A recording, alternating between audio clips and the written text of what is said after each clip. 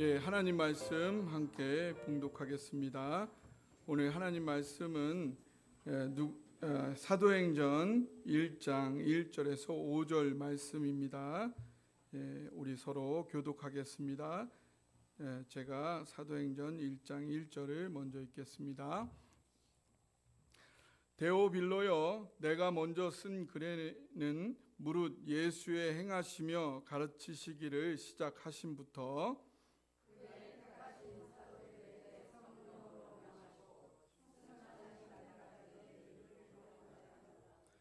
해 받으신 후에 또한 저희에게 확실한 많은 증거로 친히 사심을 나타내사 40일 동안 저희에게 보이시며 하나님 나라의 일을 말씀하시니라.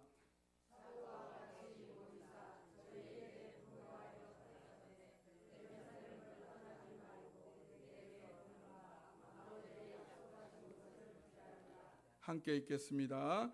요한은 물로 침례를 베풀었으나 너희는 몇 날이 못되어 성령으로 침례를 받으리라 하셨느니라. 아멘. 자리에 앉으시겠습니다. 잠깐 기도하겠습니다. 살아계신 하나님 아버지, 우리의 예배를 통하여 역사하여 주옵소서. 여기 나온 주님의 사랑하는 자녀들 한 사람 한 사람 이 예배를 통하여 주님 응답하여 주시기를 원합니다. 이 시간 주님께서 세운 주님의 종이오니 인간의 모습은 가리워 주옵시고 오직 주님께서 성령으로 말씀하여 주셔서 주님께서 친히 한 분 한 분에게 응답하시고 말씀하여 주시기를 원하옵나이다. 이 시간에 주님께 온전히 맡기오며 우리 주님 예수 그리스도의 이름으로 기도하옵나이다. 아멘.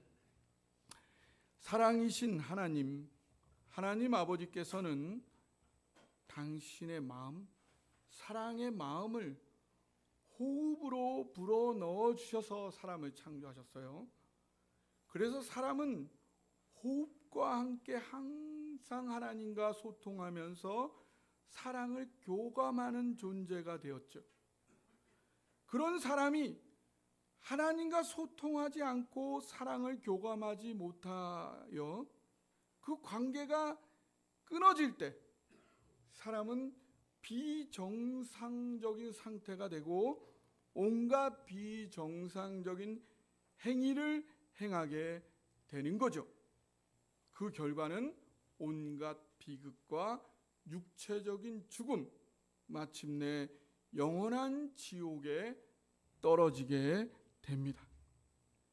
이러한 사람들을 회복하여 구원하기 위해서는 사람들이 저지른 행위에 대한 대가 지불, 죽음의 형벌을 받아야 했고 또한 하나님과의 끊어진 관계를 회복해야 했어요. 이 문제를 해결하러 이 땅에 오신 분이 성자 하나님 예수님이고 예수님은 십자가에서 죄 없으신 하나님으로서 온 인류가 짊어져야 할 죄의 형벌을 대신 받으셨고 그를 통해 우리를 향한 나를 향해 생명 바치는 하나님의 사랑을 분명히 보여주셨어요.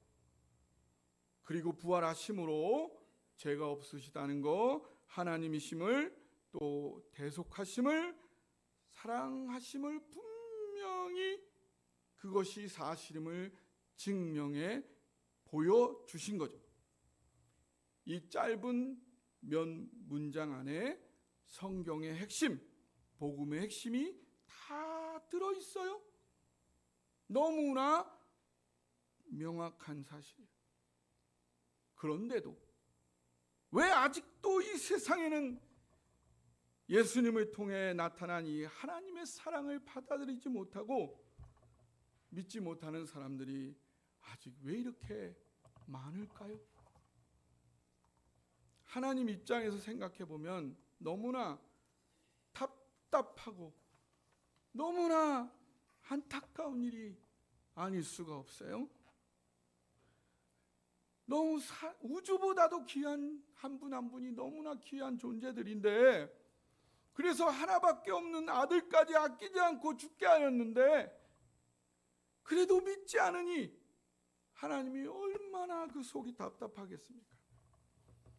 우리 사람들 사이에서도요, 나를 정말로 믿어 주었으면 좋겠는데 믿어주지 않으면 너무너무 답답하면 우리가 뭐라고 그래요? 내 속을 뒤집어 보여줬으면 좋겠다, 그러죠? 예, 근데 우리가 그럴 수 있어요, 없어요? 우리 사람들은 그럴 능력이 없어요. 그런데 전능하신 하나님은 그런 비슷한 노력을 하셨어요. 그게 뭐냐면 예수님을 통해 표현하신 예수님을 통해서 완벽하게 하나님의 심정이 표현됐는데, 그런데도 사람들이 그게 뭔지를 모르니까 하나님이 하나님의 마음을 아예 하나님의 마음을 우리 마음 속에 우리 마음 속에 집어넣어 버린 거예요. 그래서 그 마음으로 예수님을 통해 표현된 그 하나님의 마음이 정확히 뭔지를 그 마음으로 보고 이해하게 한 거예요. 그래서 이때 우리 마음에 넣어주신, 우리 마음속에 넣어주신 하나님 마음 자체, 그게 뭘까요? 그게 바로 성령입니다. 따라해보세요. 성령님. 그때 바로 우리 마음에 넣어주신 그 하나님의 마음이 바로 성령입니다. 그래서 성령님이 아니고는 그 누구도 주를 주라 할 자가 없다라고 성경은 증거하고 있습니다. 고린도전서 12장 3절 한번 같이 읽어볼까요?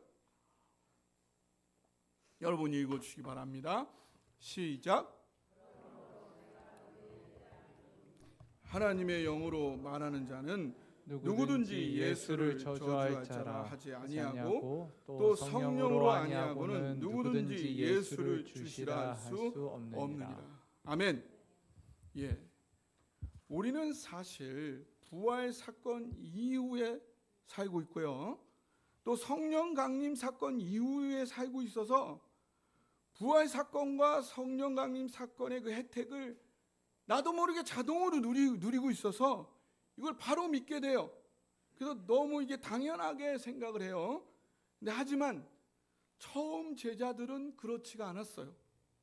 그래서 제자들은 예수님의 부활 사건을 목격하고 나서야 비로소 십자가의 진정한 의미를 어렴풋이 그때서야 이해하게 되었고, 성령 강림 사건 그때가 되어서야 비로소 복음의 진정한 의미, 자신들을 향한 하나님의 심정을 확실하게 전인격적으로 깨달아 경험할 수가 있어요.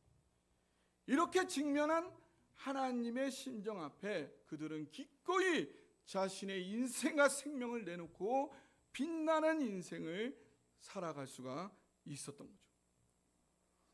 기독교 신앙은요, 이 성부, 성자, 성령 삼위 하나님의 조화로운 역사에 대한 분명한 이해에 정확히 뿌리 내려야 해요. 하지만 이런 이해가 없거나 부족하거나 혹은 정확하지 않을 때에는 이 풍성한 누림과 성장으로 나아감에 거기에 한계에 부딪히게 되는 것입니다.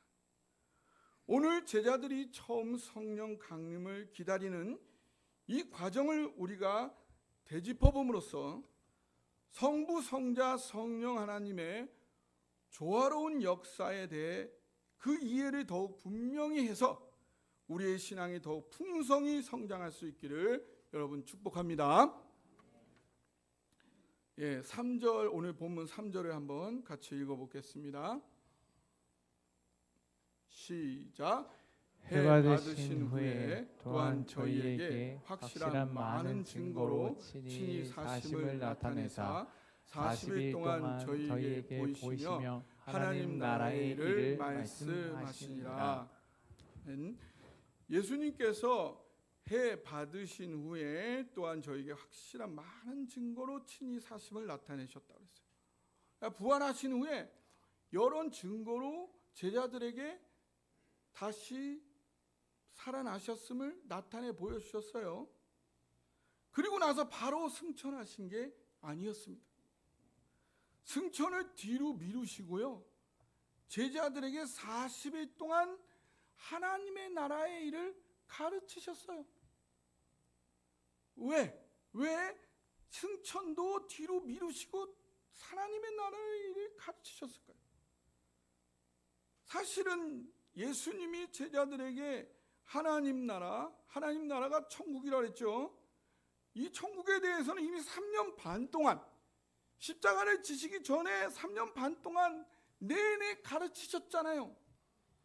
그런데 또다시 승천을 앞두고 그 승천을 뒤로 잠깐 밀어두시고 하나님 나라의 일을 제자들에게 또다시 마지막으로 또 특별 과외를 또 하신 거예요. 왜 그럴까요? 이 하나님 나라 천국은요, 모두 예수님에게 초점이 맞춰져 있어요. 그게 어디 나와 있냐면 누가복음 24장 끝에 보면 예수님이 율법과 선지자와 시편이 다 나를 향해 쓰여진 것이라고 했어요. 모두가 다 예수님에게 초점이 맞춰져 있는데, 성령 강림이 있기 전에 예수님을 바로 이해해야, 그러기 위해서는 하나님 나라 천국을 이해하기 되기 때문에 예수님이 승천까지도 미루시고 다시 그것을 특별 과외를 하신 겁니다. 여러분, 우리가요, 사람이 친해지려면 먼저 서로에 대해 뭔가 알아야 친해지잖아요. 그죠? 우리 권사님들 예전에 이 집에 젓가락이 몇 개, 숟가락이 몇 개 다 아셨다며요. 그죠? 예, 그래서 저 사람이 아침에 보니까 안색이 안 좋고 눈에 눈물이 고이면 뭐 때문이다, 대충 짐작이 가실 정도로 속속들이 다 아셨다며요. 예, 그 정도로 어떻게 살아왔는지 그 인생의 자초지정을 알아야 서로 그 마음이 움직이고 함께 그 마음이 통하는 거잖아요. 성령님도 마찬가지예요. 성령님은요, 어떤 능력도 아니고요, 어떤 지식도 아니에요. 물론 성령님은 전능하시고 전지하세요. 그러나 단지 어떤 마음이 없는 능력, 자동차이거나 지식, 컴퓨터 이런 게 아니란 말이죠. 만약 여러분들이 재산이 좀 있는데요, 내 배우자가 여러분과 결혼하려는 이유가 여러분에게는 전혀 관심이 없어요. 사랑하지도 않고 관심이나 애정도 없는데 오직 재산에만 관심이 있어. 그런데 결혼하려고 그래. 그 결혼하고 싶어요? 화가 나죠. 배우자가 막 화가 나죠. 여러분은 그렇게 화를 내면서 정작 우리들은 하나님을 그렇게 대하고 있을 수 있는 거예요. 하나님과 성령님의 그 마음이 어떠하신지는 전혀 관심이 없어요. 그저 필요한 도움만 주세요. 그러고 있는 우리일 수도 있다는 거죠. 하나님, 성령님께서는 우리가 그렇게 무례하다고 해서 우리를 괘씸하게 생각하고 벌을 주려고 하시진 않아요. 하지만 안타까워하세요. 그런 방법으로는 하나님 성령님과 온전히 교제하고 관계할 수가 없어요. 그 마음을 온전히 깨달을 수가 없어요. 그러니 나에게 예비하신 복들을 내가 온전히 누릴 수도 없게 마련인 거죠. 성령님을 경험하고 함께 교제하고 싶다면요, 사람처럼요. 여러분 연애해 보셨잖아요. 사람의 마음을 얻으려면 그 사람은 이해해야 돼요. 그 사람의 마음을 이해해야 돼요. 먼저 그 마음을 세밀히 헤아리고 이해해야 돼요. 사실 지금도 이해하고 계시잖아요. 평생 걸리잖아요. 성령님도 마찬가지예요. 아니 하나님을 알아가는 건 영원한 과정이에요. 더 알아가야 돼요. 계속 알아가야 돼요. 우리가 피조물이 어떻게 창조주를 다 알 수 있겠어요? 계속 알아가야 되는 거예요. 그를 위해서 예수님은 가장 기초적으로 제자들을 3년 반을 가르치셨고, 또 승천을 미루시고 꼭 알아야 되는 거 40일을 집중 특별 과외를 하신 거예요. 그 정도로 성령님을 제대로 경험하고 함께 교제하려면 성령님이 어떤 분이신지, 그 마음이 어떤지를 아주 명확하고 정확하게 이해하는 이 과정이 필요한 거예요. 그리고 그 내용은 예수님께 초점이 맞추어져 있다. 4절도 한번 볼까요? 4절. 오늘 본문 4절을 함께 봅시다. 4절을 보겠습니다. 예, 같이 읽어볼까요? 시작. 사도와 같이 모이사 저희에게 분부하여 가라사대 예루살렘을 떠나지 말고 내게 들은 바 아버지의 약속하신 것을 기다리라. 여기 그 다음 제자들에게 분부하신 것은 예루살렘을 떠나지 말라. 약속하신 것, 성령으로 침례를 받기 위해서는 예루살렘을 떠나지 말라. 예루살렘은 어떤 도시냐? 며칠 전 예수님께서 고난의 십자가를 지셨던 곳이에요. 거리마다 예수님 십자가 고난의 흔적이 그대로 남아 있었어요. 제자들은 예루살렘이 남아 있으면 매일매일 순간순간 십자가를 떠올릴 수밖에 없는 그런 곳이었어요. 매일매일 순간순간 십자가에 달리신 예수님을 묵상하는 것, 십자가에 나타난 나를 향한 하나님의 사랑, 그 심정을 묵상하는 것, 이것이 바로 성령 강림, 성령 충만, 성령님과 깊은 교제 가운데로 나아가는 길이라는 것입니다. 이렇게 성령님을 깊이 경험하는 거에는 예수님과 깊은 관련이 있습니다. 여러분은 성령님을 경험하실 때 어떤 경험들을 해보셨나요? 제가 1997년 처음 미국에 갔을 때 아주 쇼킹한 경험을 한 적이 있습니다. 제가 여름 선교하러 간 사역지 사람들이 금요일 저녁에 모여서 기도회를 했어요.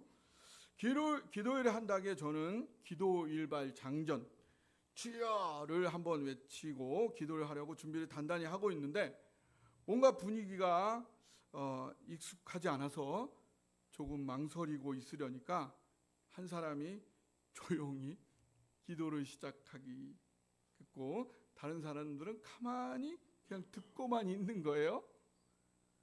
이들은 동시에 같이 소리내서 기도하는 법이 아예 없는 거예요. 항상 대화식으로 돌아가면서 한 사람씩 기도할 뿐이에요. 이들의 기도는 항상 그래요. 제가 만약 쥐어 하고 외쳤다면 아마 2단 3단 정말 이상한 사람이 될 뻔했던 거죠. 우리는 우리나라의 기도 방식만 생각하는데 세계에는 나라마다 기도 방식이 다 다릅니다. 그렇다고 미국 사람들의 신앙이 우리보다 안 좋으냐? 그렇지는 않을 것 같거든요. 제가 경험해 보면. 그래서 그때 제 생각이 많이 넓어졌습니다. 하나님은 제게 다양한 여러 영적 경험을 하게 하셨어요. 저는 대여섯 시간 방언으로 기도하는 것 좋아합니다. 야간 철야 산기도도 좋아하고요. 금식 기도는 하나님께서 제게 가장 오래 허락하신 기간이 18일 동안이었어요. 또한 2-3시간 조용히 찬양하고 묵상하며 기도하는 것도 좋아합니다. 어쨌든 아프거나 아주 피곤하지 않으면 우리 성도님들 기도 제목 가지고 화수목금 기도하려 노력하고 있습니다. 저는 한 방식을 고집하지는 않습니다. 우리 성도님들에게 가장 잘 맞는 거를 찾아가고 있습니다. 우리 전교인 기도회 때 찬양을 좀 더 하기 원한다는 요청을 전달 받았는데 이런 요청 아주 좋습니다. 그런 필요가 있으면 주저하지 마시고 말씀해 주시기 바랍니다. 오늘은 전과는 좀 다른 방식으로 기도회를 진행하려고 합니다. 성령님의 인도를 기대해 주시기 바랍니다. 저는 처음 성령님에 대한 강한 체험을 사모하게 되었던 것은 교회를 다니기 시작하고 7, 8개월 후 한월산 기도원에 갔을 때였습니다. 이때 이천석 목사님이라는 분께서 일단 성령의 불을 받으려면 소나무를 한 그루씩 뽑아야 된다고 해가지고 산에 올라가서 작은 소나무 하나를 움켜쥐고 진짜로 뽑으려고 젖먹던 힘까지 다 했던 그런 기억이 납니다. 여러분도 소나무 잡아보셨어요? 또 방언을 못하면 개만도 못하다. 그래가지고 방언 검사를 주워서 했는데 저는 어떻게 됐을까요? 여지없이 불합격. 저 밑으로 밀쳐가지고 내동댕이 쳐졌습니다. 결국 기도원에 갔던 교회 모든 사람들이 방언을 받았는데 저만 받지를 못하고 내려오는 끔찍한 경험을 했죠. 그래서 저는 그때 한이 맺혔습니다. 그래서 매일 밤 그때부터 교회에 혼자 가서 1시간씩 기도를 하기 시작했습니다. 근데 그러면서 서서히 성령님을 진짜로 느끼기 시작했어요. 말로 어떻게 설명할 수는 없지만 내 마음속에 임재해 계신 성령님의 존재를 진짜로 느꼈어요. 저와 대화하고 관계하는 내 마음에 실제하고 계신 성령님과의 교통이 실제로 느껴지는 게 너무 신기하고 재밌고 좋아서 이제는 방언을 잃어버렸어요. 방언이 있든지 없든지 그거는 상관없다. 그냥 성령님 자체가 너무 좋다. 그게 너무 좋았어요. 그렇게 열심히 기도하는 어떤 날 이런 게 느껴졌어요. 제 마음에 느껴지는 하나님에 대한 마음은 한 이만큼인데 내 마음은 이만큼인데 그 이 마음이 내 머리를 거치고 내 입을 통해서 표현되는 건 요만큼밖에 안 되는 거예요. 이게 너무 답답한 거예요. 난 이 마음 전체를 하나님께 표현하고 싶은데 이게 머리를 통하고 입을 통하면 요거밖에 표현이 안 되는 거예요. 이게 너무 답답한 거예요. 그래서 그 순간 내 입술을 하나님께 맡긴다면 내가 느끼고 있는 이 마음 그대로를 내 입술로 표현할 수 있지 않을까? 그래 한번 내 입술 혀를 맡겨보자. 그 순간 나름 유창한 방언이 바로 튀어나오기 시작했어요. 이렇게 제게는 방언을 하는 그 경험도 굉장히 하나님과의 인격적 관계가 발전하는 그런 과정이었어요. 그래서 오늘 예수님께서 제자들에게 성령 강림을 위한 준비로서 먼저 하나님 나라의 일을 가르치셔서 예수님에 대한 이해를 먼저 충분히 하게 하고 또한 예루살렘을 떠나지 않게 함으로써 십자가를 통해 표현된 하나님의 사랑을 깊이 묵상하게 하심을 저는 잘 이해할 수가 있습니다. 왜 우리는 성령님을 깊이 경험하기 위해 먼저 성자 하나님 예수님을 깊이 이해해야 하는 걸까요? 첫째, 성령님은 그리스도의 영이기 때문입니다. 따라해 보세요. 성령님은 그리스도의 영이다. 네, 로마서 8장 9절 한번 같이 읽어보겠습니다. 여러분이 한번 읽어주세요. 시작.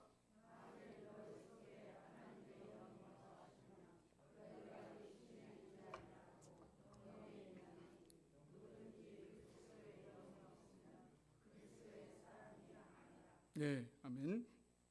여기 보면 하나님의 영과 그리스도의 영이 나오죠. 앞에는 하나님의 영이라고 뒤에는 그리스도의 영이라고 해요. 그래서 여기서 앞에 나오는 하나님의 영과 뒤에 나오는 그리스도의 영이 같은 영이에요. 그리고 이분이 바로 성령님이십니다. 그래서 성령님은 바로 그리스도의 영이신 거예요. 그렇기 때문에 우리가 성령님을 이해하려면 그리스도, 예수님을 이해해야 성령님을 이해할 수 있는 거예요. 고린도전서 2장 11절을 보겠습니다. 고린도전서 2장 11절 같이 읽어볼까요? 고린도전서 2장 11절인데 제가 읽어드리겠습니다.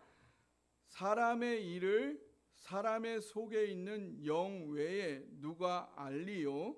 이와 같이 하나님의 일도 하나님의 영 외에는 아무도 알지 못하느니라. 그래서 성령님은 하나님의 마음인데 우리의 마음이, 나의 마음이 내 안에 있는 모든 것을 다 아는 것처럼 성령님은 하나님 안에 모든 것을 아시는 거예요. 그래서 성령님은 그리스도의 영으로서 하나님, 예수님 안에 있는 모든 것을 아시는 하나님의 영이요 그리스도의 영이시라는 것입니다.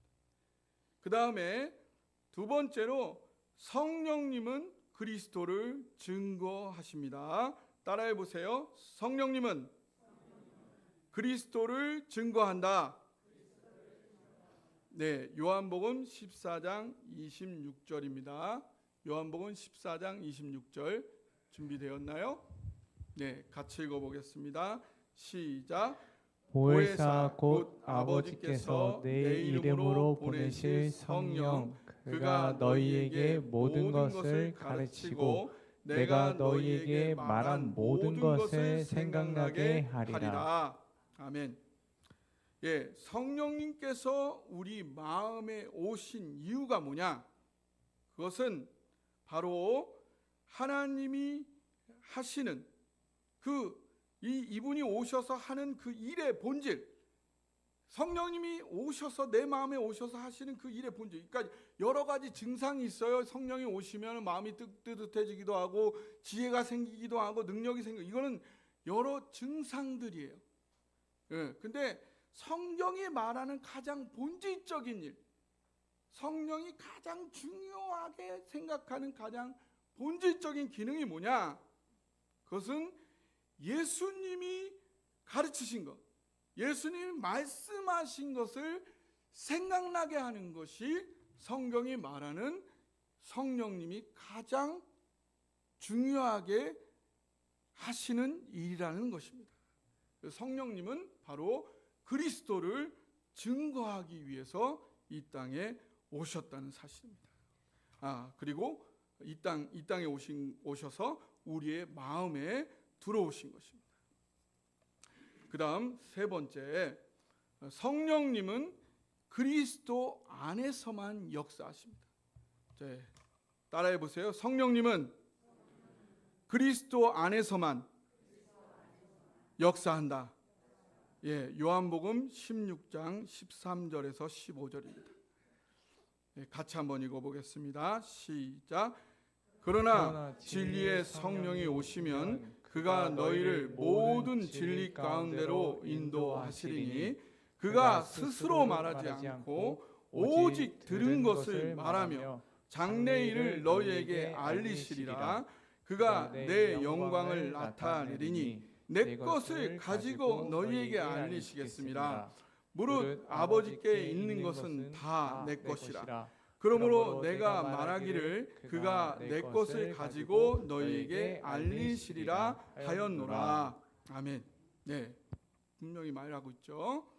그래서 성령은 예수님이 말하지 않은 것을 스스로 말하는 게 아니에요. 예수님이 말하신 것 안에서 얘기하는 거죠.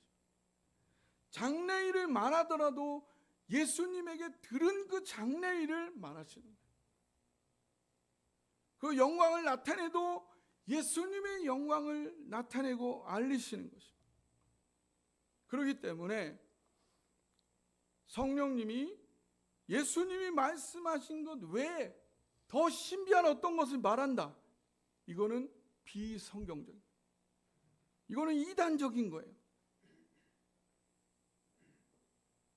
그래서 성경을 근거로 해볼 때 저의 신앙 경험과 목회 경험을 종합해 볼 때에 성령님은 다른 어떤 방법보다도 성부 하나님의 마음이 표현된 말씀이신 성자 하나님 예수님을 깊이 이해할 때 온전히 깨닫고 경험하고 누릴 수가 있게 되는 것입니다.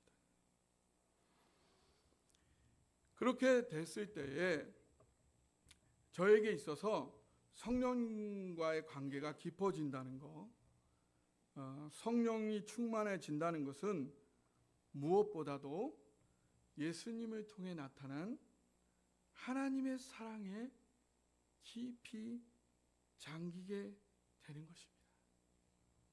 하나님 나를 생명 바쳐 사랑하신다. 그것이 점점 분명하고 깊어지는 것입니다. 그의 확신이 드는 것이에요. 이것이 성령 충만의 가장 중요한 본질이에요. 물론 지혜로워집니다. 능력이 생기고요, 담대함도 생기고요, 여러 가지 은사들이 나타나기도 해요. 여러분들의 각양 특성에 따라서. 그러나 그것은 다 증상입니다. 그러나 모든 사람에게 동일하게 나타난 가장 본질은 예수님을 통해 표현된 하나님 나를 생명 바쳐 사랑하신다. 이것이 깊이 느껴지는 것입니다. 이것이 깊이 확신되어지는 것입니다. 오늘도 하나님은 저에게 말씀하십니다. 내가 너의 아비니라. 걱정하지 말거라. 염려하지 말거라. 불안해하지 말거라. 사랑하며 마음껏 너의 인생을 살아가거라. 사랑하기 위한 의미와 목적과 가치를 위해 마음껏 살아가거라. 내가 너의 모든 필요를 채울 것이다. 정직하고 성실하게 최선을 다하거라. 끝까지 마지막까지 포기하지 말거라. 내가 함께 할 것이다. 마침내 내가 이룰 것이다. 너 근심 걱정 말아라. 주 너를 지키리. 주 날개 밑에 거하라. 주 너를 지키리. 주 너를 지키리. 아무 때나 어디서나 주 너를 지키리. 늘 지켜주시리.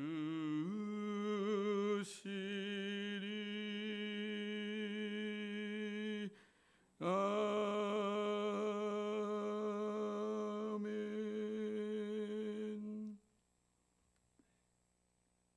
여러분, 하나님 아버지, 예수님, 성령님께 단지 도움만을 받기 위해 무엇을 구하는 자가 아니라 먼저 하나님의 마음을 제대로 이해하기 위해서 예배와 말씀과 기도 가운데 집중하여 나가시기 바랍니다. 오늘 이 시간, 이번 주 한 주 동안 어떻게 주님께 나갈 것인지 한번 결단하시기 바랍니다. 이번 한 주간 하나님 마음이, 나를 향한 마음이 무엇인지 제가 알기 원합니다. 그걸 먼저 제가 알기 원합니다. 제가 다른 관심이 아니라 주님을 알기 원합니다. 알게 하여 주옵소서. 그렇게 하나님께 기도로 나아가는 저와 여러분 되기를 원합니다. 기도하겠습니다.